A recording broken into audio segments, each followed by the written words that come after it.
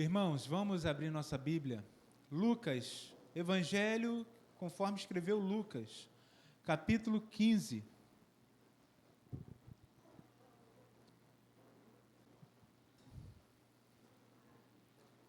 Lucas, capítulo 15, nós vamos ler o primeiro versículo, aí depois nós vamos para o versículo 25 até o 32.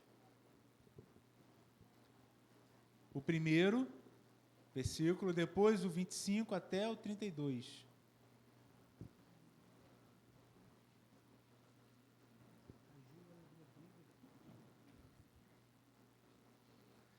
Irmãos, vocês ficaram 4 semanas sem ouvir o pastor pregar na igreja.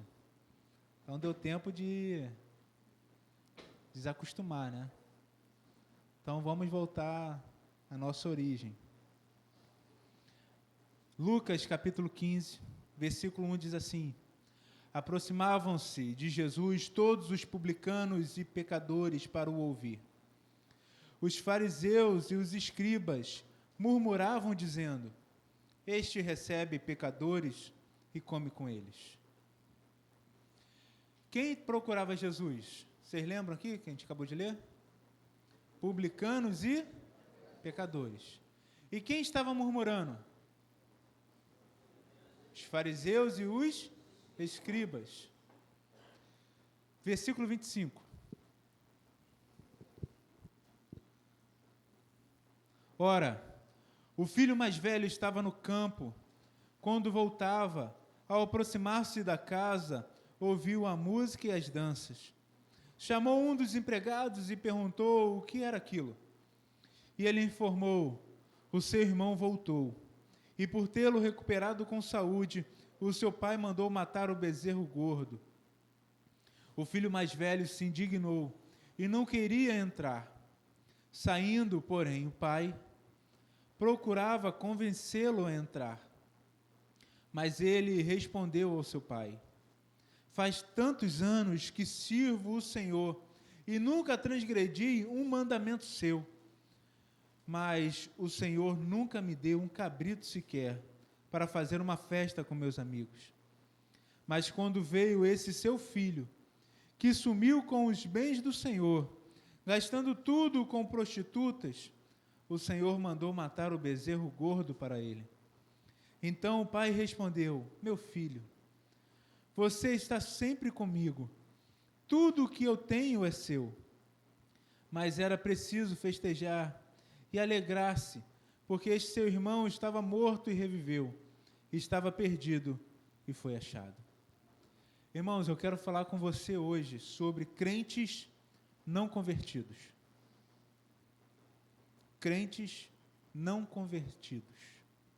Ou seja, são aqueles que estão no nosso meio, andam conosco, se vestem como nós, falam como um de nós, mas não são nossos. Crentes não convertidos. Se você entender, Lucas 15, e eu não fiz isso por um motivo, ele é um texto único. São 3 parábolas. São 3 parábolas. A primeira parábola é a ovelha perdida.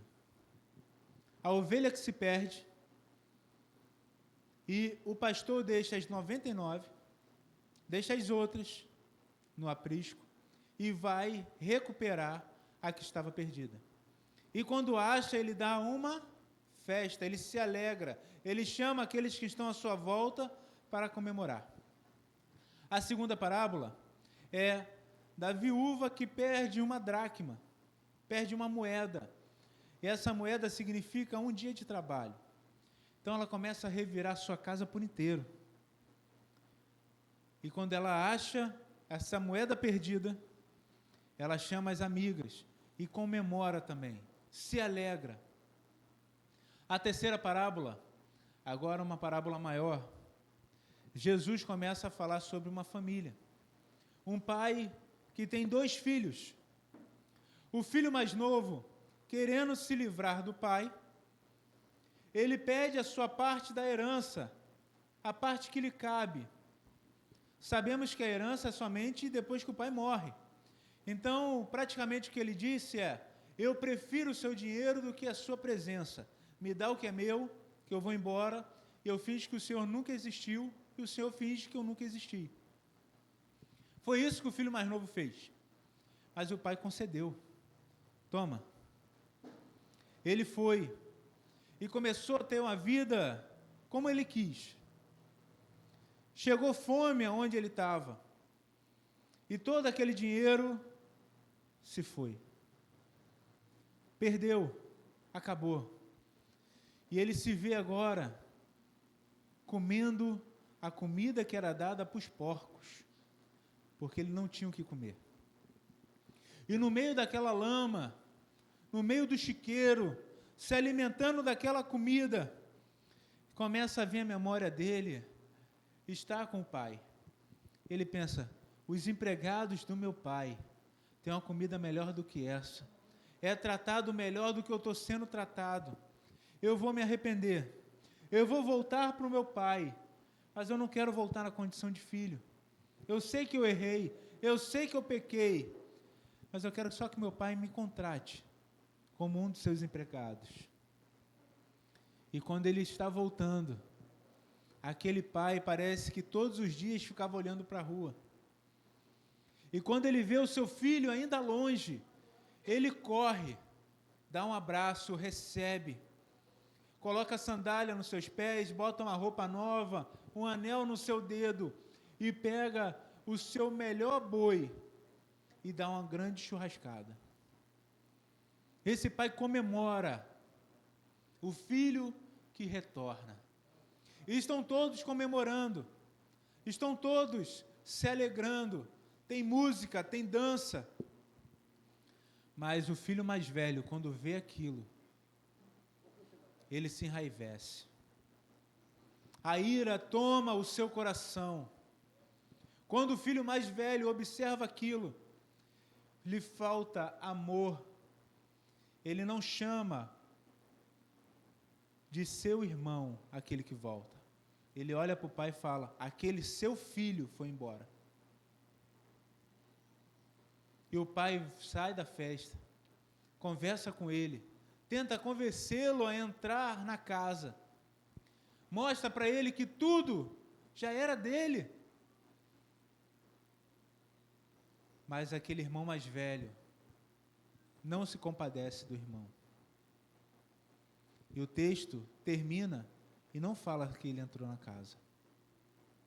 Essa referência é a referência ao primeiro versículo que nós lemos, o primeiro versículo de Lucas 15. Aos escribas e fariseus: vocês são os filhos mais velhos, e vocês não aceitam o seu irmão. Vocês não aceitam o pecador arrependido. Vocês não querem ver transformação. Para o fariseu, pecado é somente aquilo que é externo. É como você se comporta, é como você vive, é se você não lava a mão antes de comer. Isso é pecado, é erro para o fariseu. O fariseu não está preocupado com o erro que está dentro, no coração. Crentes não convertidos, temos vários, temos muitos, e trazem bastante problema e confusão para dentro da igreja. O filho mais velho, ele não respeitou os 2 grandes mandamentos. Quais são os 2 grandes mandamentos, irmãos? Amar a Deus acima de todas as coisas e amar ao próximo como a si mesmo.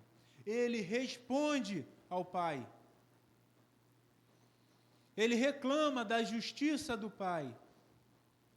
Ele não concorda em o pai ser misericordioso e amoroso. Ele não ama a Deus acima de tudo. Da mesma forma, ele não ama ao seu irmão como a si mesmo. Ele quer ver o pecador sendo destruído. Ele quer ver o pecador continuando no pecado e longe dele. Ele quer apontar os erros. Ele aponta todos os erros do seu irmão com uma facilidade tremenda. Você assim Eu sou assim. Nós conseguimos olhar para o outro e falar assim, está errando nisso, naquilo outro. Olha como se comporta. Olha a roupa que veio para o culto. Olha isso, olha aquilo. Mas nunca olha para dentro de si mesmo. A nossa maior dificuldade é enxergar o nosso próprio problema. Irmãos, versículo 29.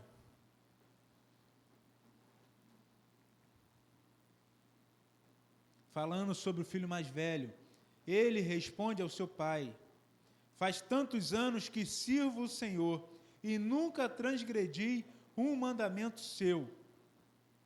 Ele tem a síndrome da santidade. Quem pode se levantar e falar que nunca pecou? O próprio texto bíblico fala: se você diz que não tem pecados, você é mentiroso. O filho mais velho tem a síndrome da santidade. Ele está falando: eu nunca errei em nada. Eu nunca falhei. Eu nunca transgredi nenhuma ordem do Senhor. Muitos dos falsos crentes, daqueles crentes que não são convertidos, eles acham que são santos. Acham que não erram em nada. E isso aqui é um sinal grave, irmãos, para nós identificarmos. O verdadeiro crente se arrepende. Ele lembra das suas falhas com todo o pesar. Ele sabe que errou, ele sabe que erra e reconhece. O falso crente, ele se julga santo. Ele se julga que não erra mais. Ele é a santidade em pessoa. Irmãos, queridos e amados, cuidado com isso, porque é uma loucura, achar que você não tem erro nenhum. E é mais louco ainda, você conseguir identificar todos os erros do outro. O falso crente, ele aponta os dedos. Ele julga sem saber. Ele quer que o pecador continue sendo tratado como pecador. Sabe por que isso acontece, irmãos? Por uma questão humana nossa. Quando temos erros e falhas, nós queremos que o erro do outro apareça para que o nosso continue sendo oculto, escondido. Por isso apontamos os dedos. Porque quando vemos o pecado acontecendo no nosso meio, levanta os nossos alertas, mostra quanto somos errados, e a gente vê o nosso próprio reflexo, somos pecadores. Então eu quero castigo, eu quero punição, eu quero afastamento, eu quero que ele fique longe de mim, porque eu também sou pecador, e eu não quero confessar os meus pecados. Queridos irmãos, cuidado com a síndrome da santidade. Ele, o filho mais velho, não é livre. Você conseguiu perceber isso? Ele trata o seu relacionamento com o pai como se ele fosse um escravo. Eu te sirvo há tantos anos. O Senhor nunca me deu nada. E o pai está alertando: tudo que é meu é seu. Você sempre teve tudo, mas você nunca desfrutou do que você tinha. Somos crentes e vivemos uma vida como se não fôssemos. Não desfrutamos de sermos filhos do Todo-Poderoso. Não nos alegramos em nos render ao pé do nosso Deus, em estar na sua presença. Crentes não convertidos são aqueles que estão perdidos na casa do Pai. Estão na casa do Pai. E para eles são escravos. Vêm para a igreja sim, mas por obrigação. Fazem as coisas por aparência. Querem ter destaque. Querem aparentar algo que não são. Querem ver os seus nomes sendo mencionados, ganhando tapinhas nas costas. crentes que se enfurecem porque não são lembrados, crentes que estão perdidos na casa do Pai, crentes que têm uma rotina na igreja. Domingo eu vou para a igreja, talvez porque não tenho um compromisso melhor. Outros porque vivem somente nesse círculo. Aqui estão seus amigos. Vem para encontrar pessoas. Somente. Crentes que estão perdidos e querendo que outros continuem perdidos. Irmãos, temos muito. Eu tenho alertado o conselho. Falei com eles na última reunião. Eu trago esse alerta para vocês. Estamos numa fase da igreja, aonde vários problemas que não tínhamos começaram a aparecer, aonde pecados começam a brotar, aonde problemas que antes eram resolvidos agora se tornam grandes problemas. E isso por quê? Porque a resistência que estamos enfrentando é para voltar a sermos o que éramos antes. É para voltar o desânimo, é para voltar os problemas, é para voltar o disse-me-disse. Temos que enfrentar essa barreira. Temos que transpor essa barreira. Outras virão. Mas essa é o que temos que ter agora. A gente vence na oração, a gente vence com fé, a gente vence renovando a nossa esperança, a gente vence, irmãos, identificando que tem muitos não crentes também no nosso meio. E eles vão tentar nos afrontar, vão tentar nos machucar, vão tentar ir contra nós para nos abalar. O que devemos fazer? É não nos abalar. Continuar em frente, porque vários desses irmãos mais velhos estão recheados todas as igrejas, inclusive a nossa. Esses que não são convertidos, mas caminham entre nós. Ainda no 29 e 30, mas o Senhor nunca me deu um cabrito sequer para fazer uma festa com meus amigos. Versículo 30, mas quando veio esse seu filho, que sumiu com os bens do Senhor, gastando tudo com prostitutas, o Senhor mandou matar o bezerro gordo para ele. Coração com amargura. É um reflexo daqueles que não são verdadeiramente crentes. Amargura. Você anda amargurado? Você tem raiva de pessoas e você não consegue perdoar? Você tem que tratar o seu coração e se converter. Coração que não tem prazer em ver o outro melhorando, prosperando, se arrependendo. A acusação dos escribas e fariseus é que o Senhor Jesus come com publicanos e pecadores. O Senhor Jesus veio para sarar, para tratar.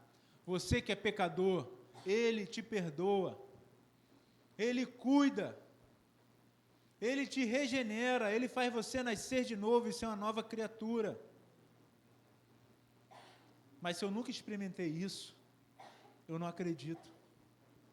Se eu mesmo nunca fui renovado dessa forma, eu não acredito. E se eu não acredito, quando aqueles que estão pecando, eu estou apontando meus dedos, eu quero que eles vivam longe de mim. Abra sua Bíblia. Terceira carta de João, capítulo 1. Terceira carta de João, capítulo 1.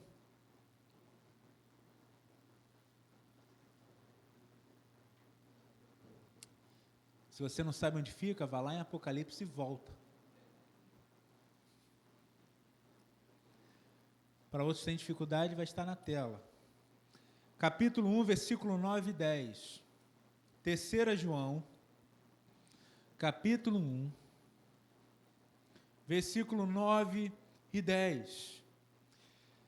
O não crente, ele tem a síndrome de Diótrefes. Já ouviu falar esse nome na Bíblia?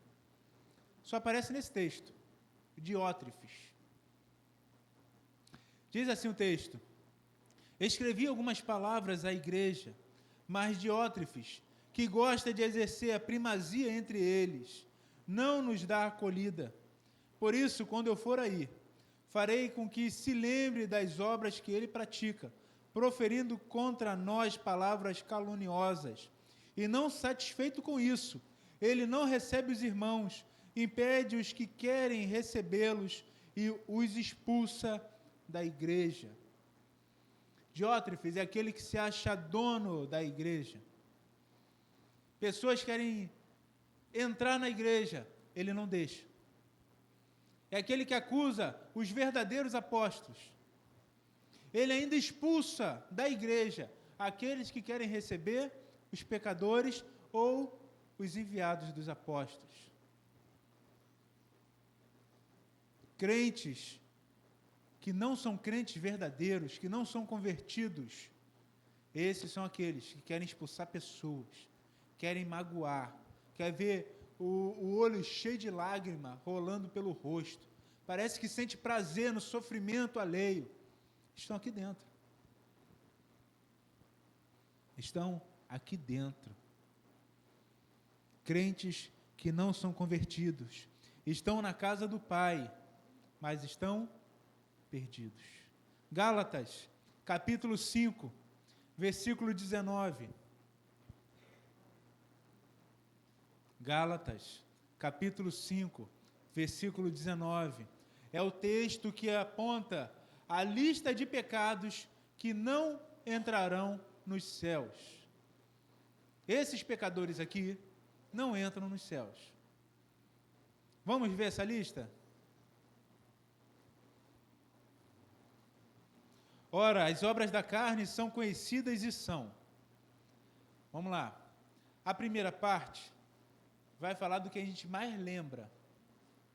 Dos pecados que a gente mais lembra. Imoralidade sexual, impureza e libertinagem.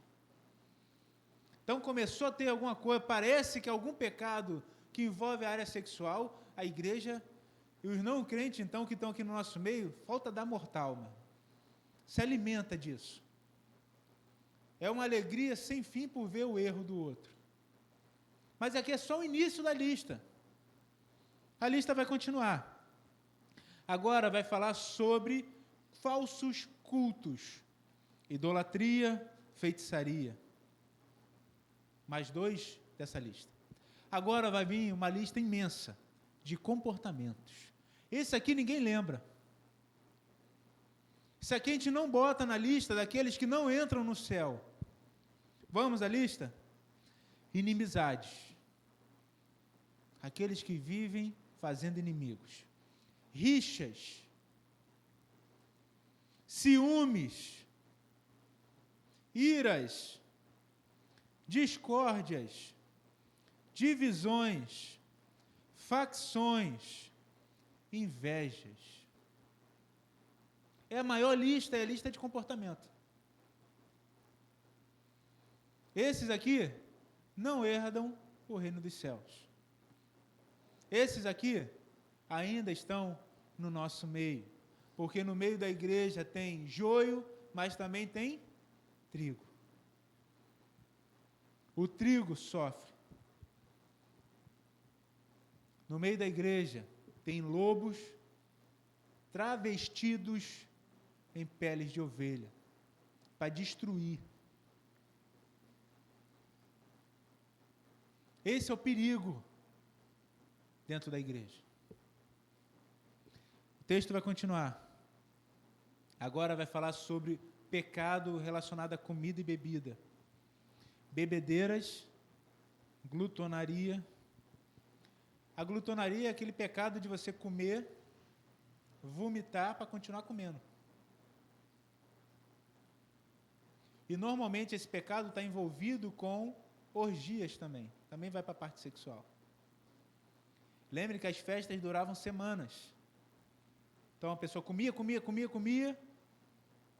jogava fora, comia, jogava fora. Então, a maior lista é a lista que não é lembrada. Você faz fofoca, você faz contenda, você gosta de viver entre rixas, brigas. Está na lista. Obras da carne.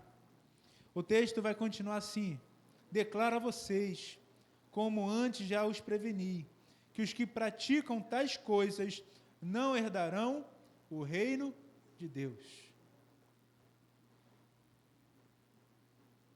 Se você pratica alguma dessas coisas, se arrependa, se converta, em nome de Jesus. Porque você está na casa do Pai, mas não faz parte do reino do Pai. Você está aqui, mas está perdido, está fora da festa.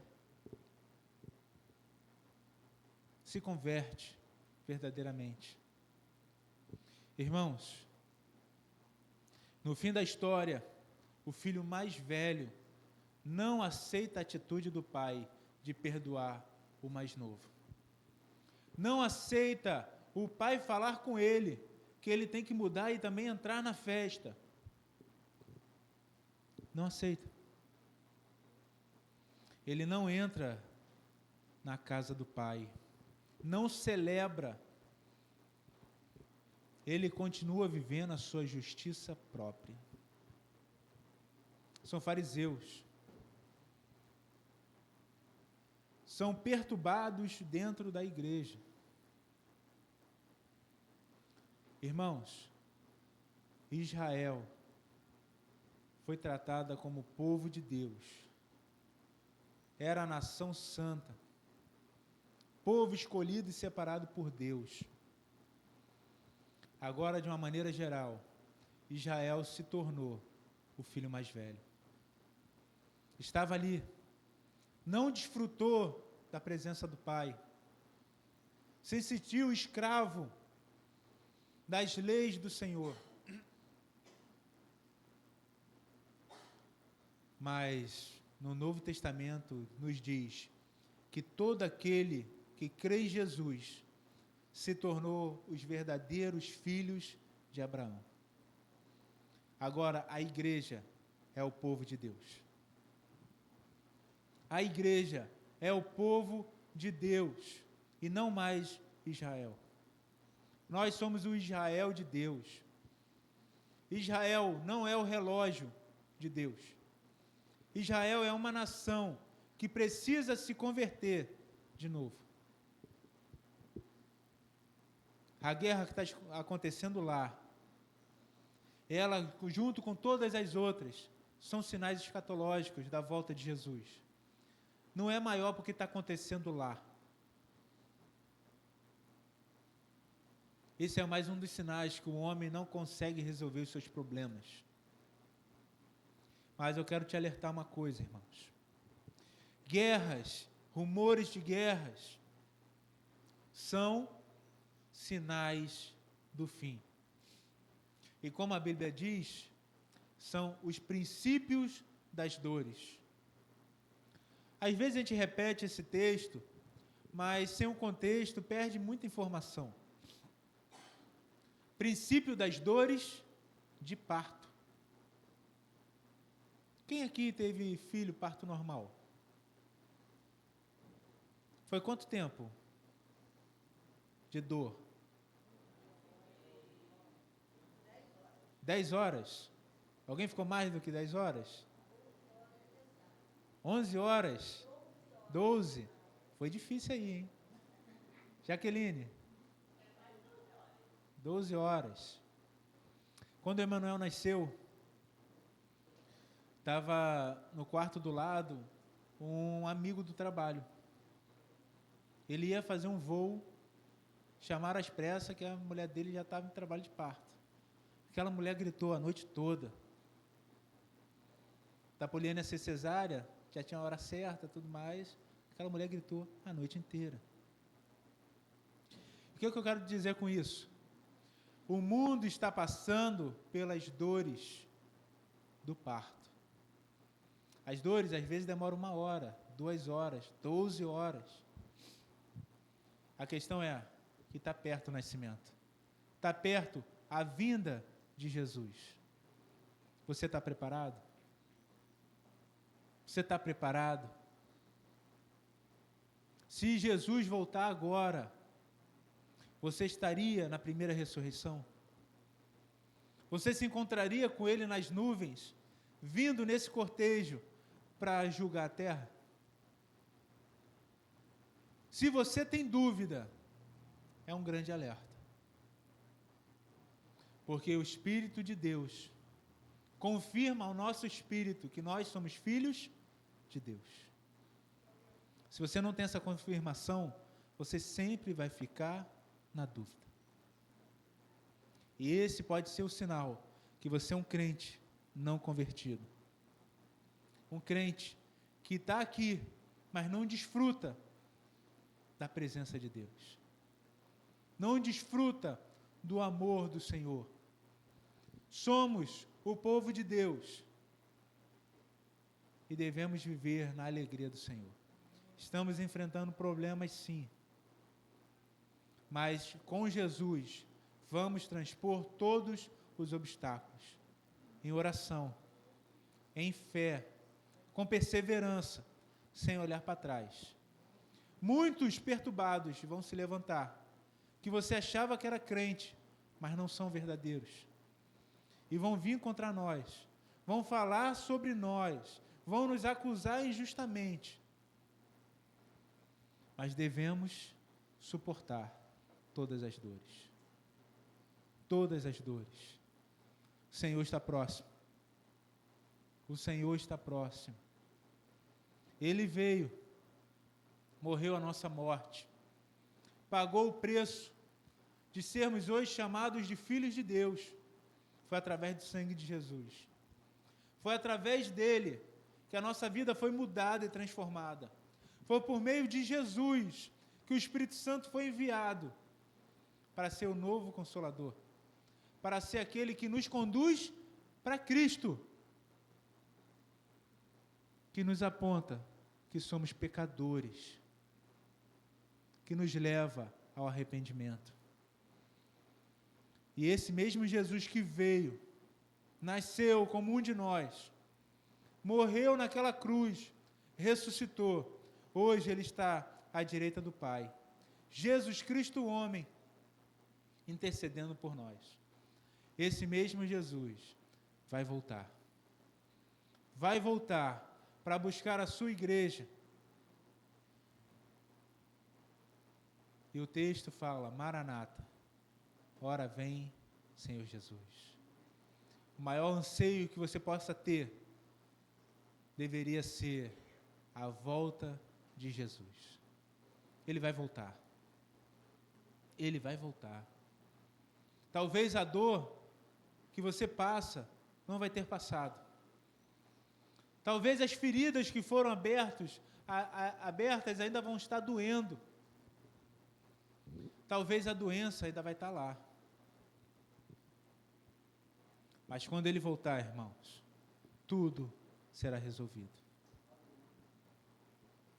A paz pela eternidade. A presença de Deus por todo sempre. Vivermos para glorificá-lo. E aí eu volto ao texto que eu acho lindo de Apocalipse. Chegará o dia que ele vai enxugar as lágrimas do nosso rosto.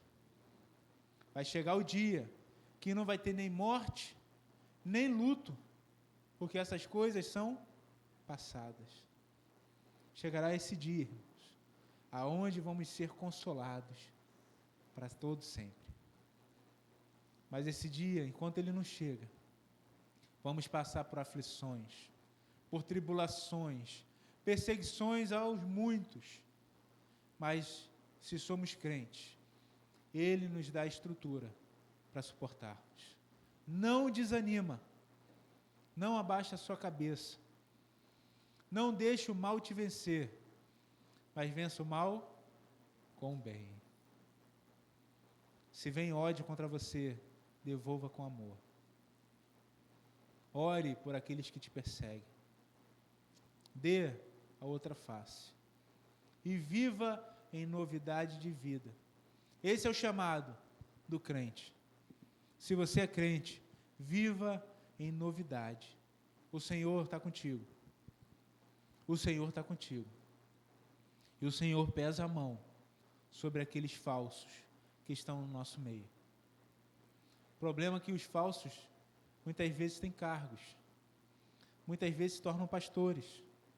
Muitas vezes exercem liderança. Mas o Senhor está acima de tudo isso. O Senhor é aquele que quebra o coração de pedra e dá um coração de carne. Eu quero te chamar para a conversão verdadeira. E sem rodeios e nem mentiras, na igreja, você vai enfrentar problemas. Mas os verdadeiros irmãos vão estar contigo. Os verdadeiros crentes vão estar contigo, te suportando, sendo alicerce na sua vida, orando por você, porque você é importante. Vamos ficar de pé, irmão?